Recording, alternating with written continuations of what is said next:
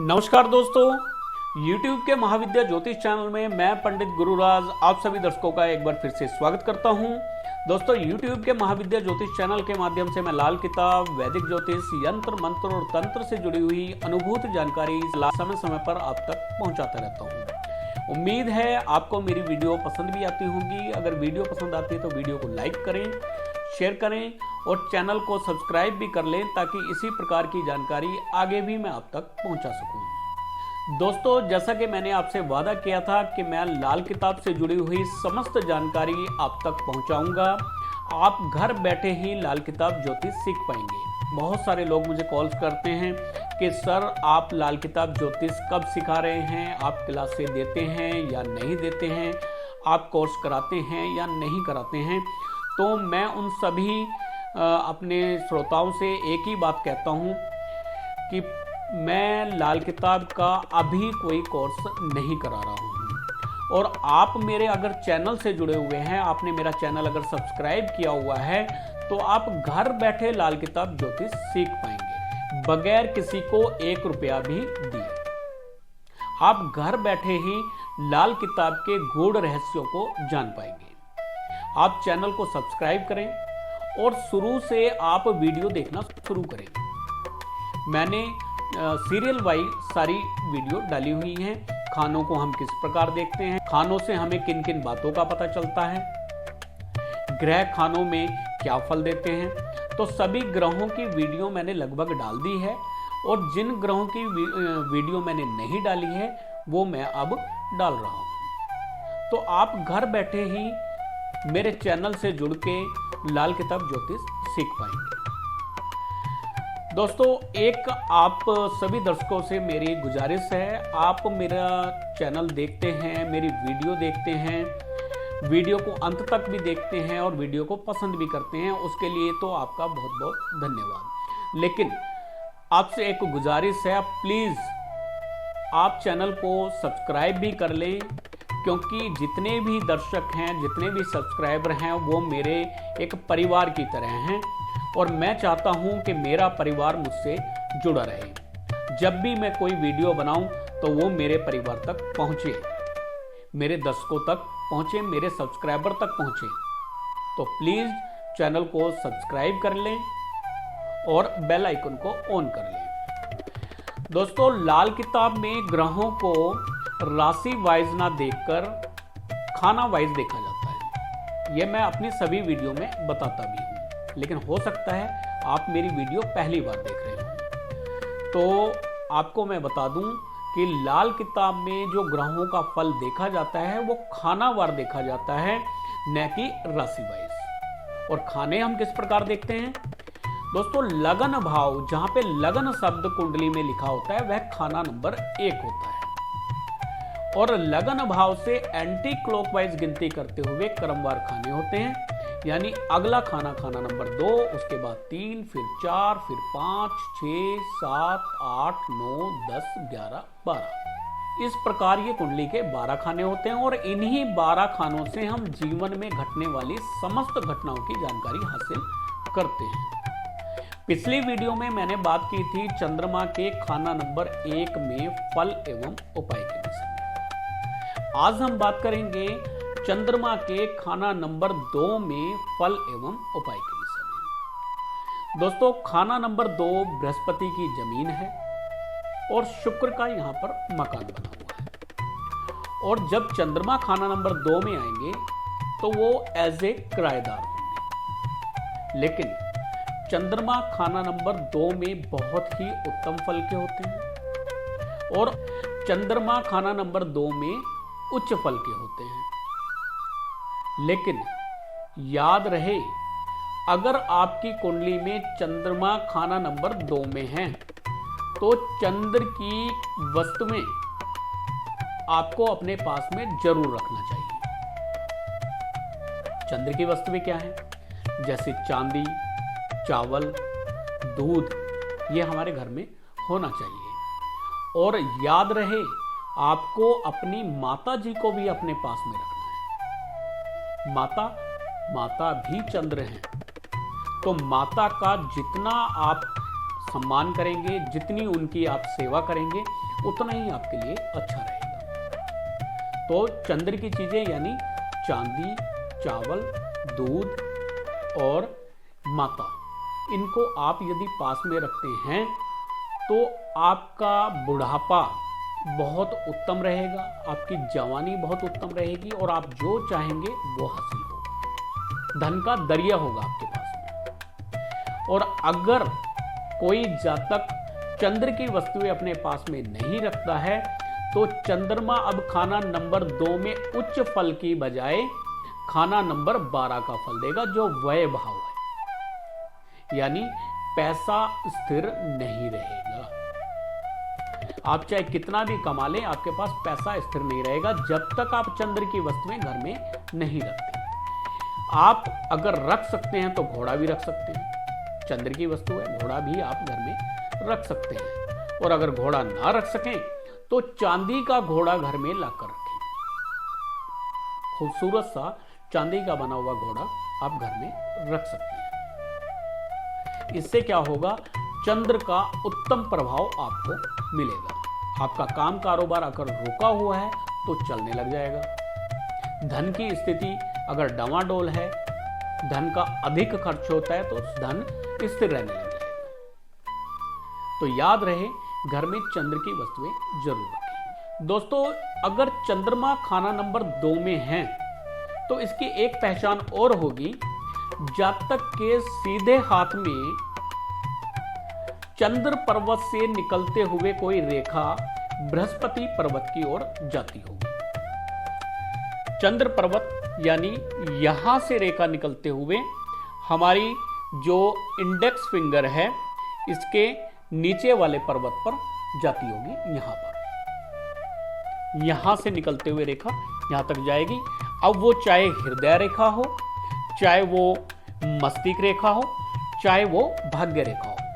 देखने में ज्यादातर ये आया है कि भाग्य रेखा चंद्र पर्वत से होती हुई, यहां से होती हुई और हमारे चंद्र पर्वत से निकलकर भाग्य रेखा बृहस्पति के पर्वत तक जाती है। यह एक पहचान है यदि चंद्रमा खाना नंबर 2 में बैठे हुए। दोस्तों, अक्सर देखने में आया है कि यदि किसी जातक की कुंडली में चंद्रमा खाना नंबर 2 में है तो ऐसे जातक की अमूमन बहन नहीं होगी, भाई ही होंगे। लेकिन अगर भाई ना भी हों तो ऐसे जातक की पत्नी के भाई जरूर होंगे। दोस्तों, यदि आपकी जन्म कुंडली में चंद्रमा खाना नंबर 2 में बैठे हुए हों और बृहस्पति उत्तम हालत के हों, यानी बृहस्पति खाना नंबर 2 में बैठे हों, 3 में बैठे हों, 4 में बैठे हों, 5 में बैठे हों, 9 में बैठे हों या 11 में बैठे हुए हों, तो ऐसा जातक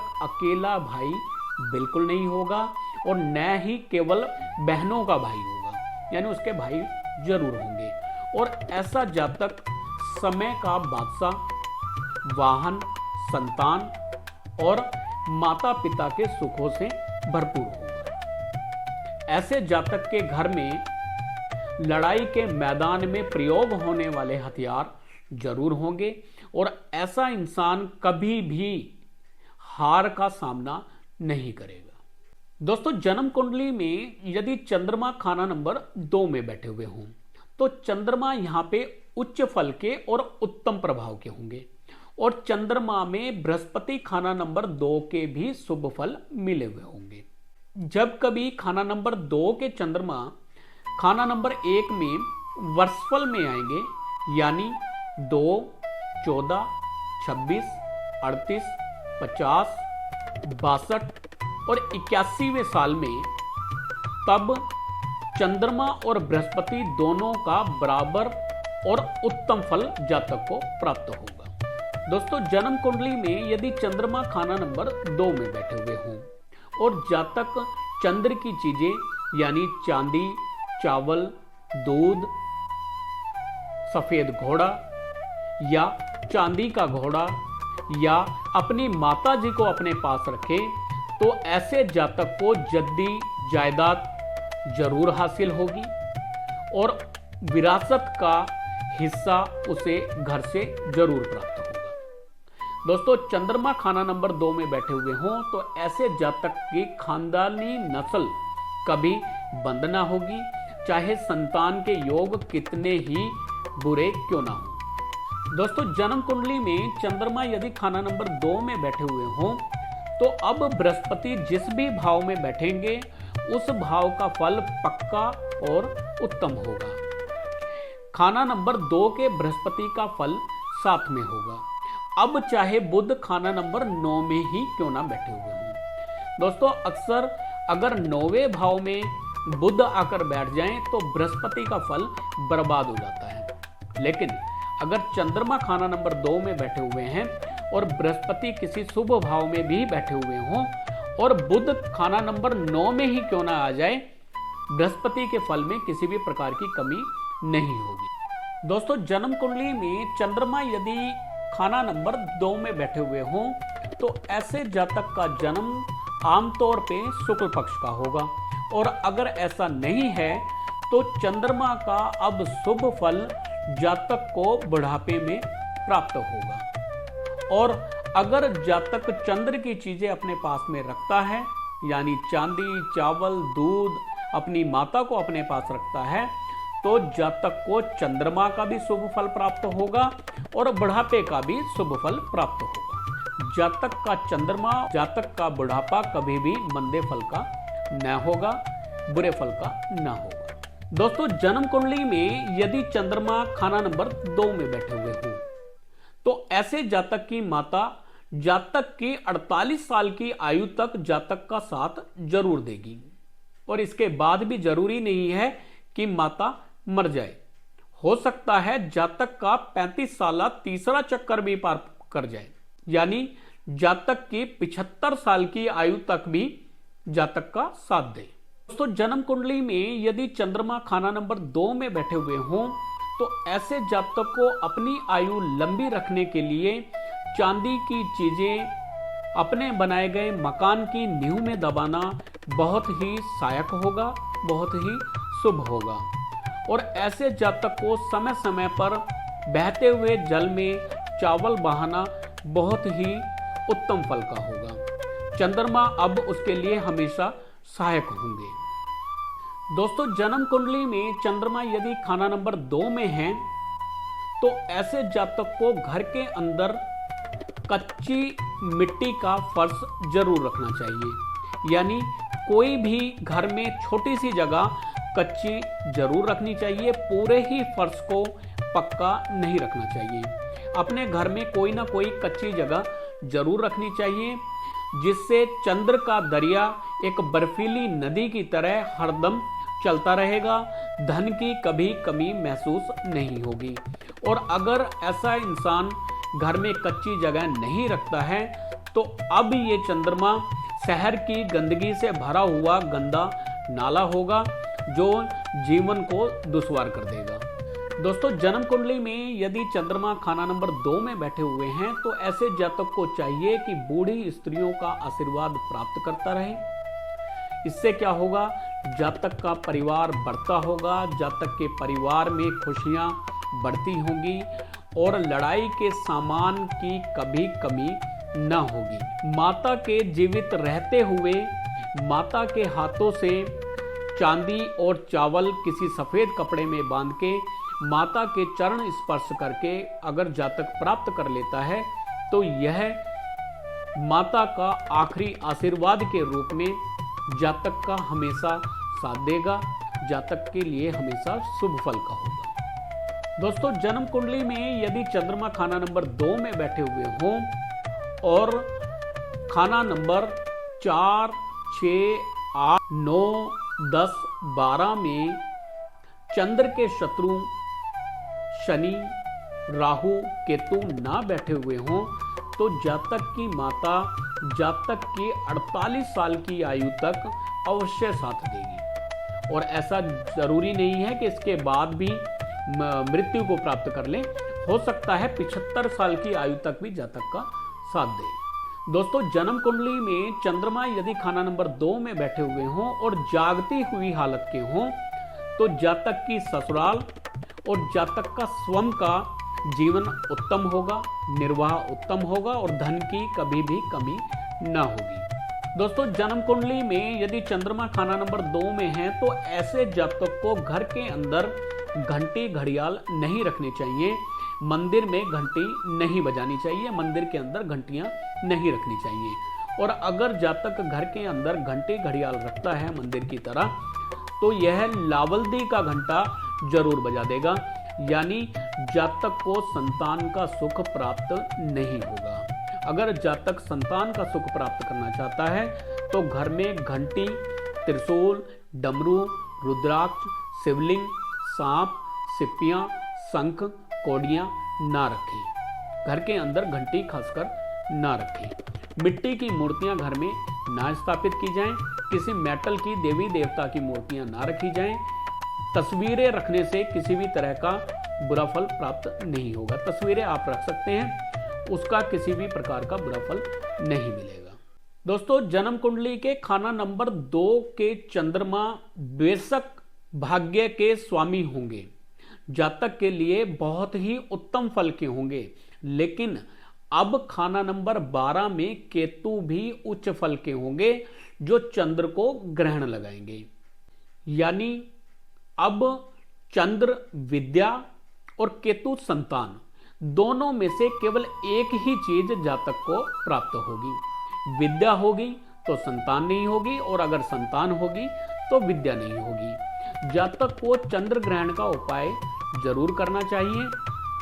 कुछ चीजों का ध्यान जातक को रखना चाहिए। यानी ऐसे जातक को एक तो पेशाब की हुई जगह पर पेशाब नहीं करना चाहिए, फ्लश आउट करके पेशाब करें। दूसरा, रात्रि में दूध का सेवन ना करें।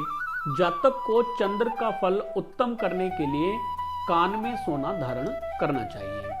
कान में अगर सोना धारण करते हैं तो चंद्र केतु की युति जो खाना नंबर 12 में और खाना नंबर 2 में मानी जाएगी, उसका बुरा फल जातक को प्राप्त नहीं होगा। यानी कान में सोना धारण करना इसका उत्तम उपाय है। दोस्तों, जन्म कुंडली में यदि चंद्रमा खाना नंबर 2 में बैठे हुए हैं और कुंडली के 1, 2, 7, 10, 11 खाने मंदे हैं, अशुभ हैं, यानी इन खानों में चंद्रमा के अगर शत्रु ग्रह बैठे हुए हैं, शनि बैठे हुए हैं, केतु बैठे हुए हैं, राहु बैठे हुए हैं, तो अब चंद्रमा खाना नंबर 12 का फल देंगे। यानी जातक के असमय खर्चे अत्यधिक होंगे, नुकसान बहुत ज्यादा होंगे, रात्रि की नींद जो है जातक की खराब रहेगी। गुरु और शुक्र का फल भी जन्म कुंडली में बुरा होगा, और ऐसा जातक किसी के लिए किसी काम का